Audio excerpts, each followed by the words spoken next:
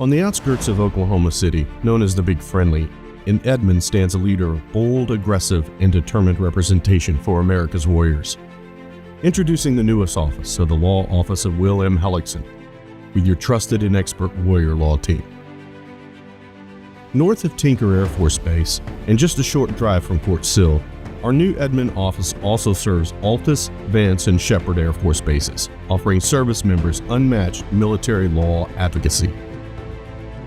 Engaging the warrior law team means you get not only a veteran military law firm, but a battle-ready tactical ally by your side. Conveniently located near Fort Sill, our warrior advocates are your front line in legal defense.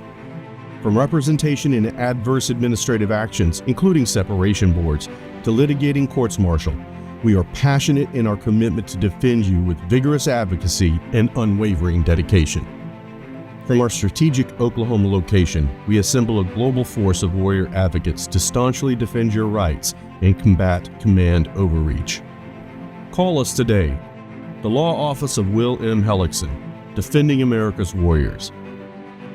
You defend the nation, we defend you.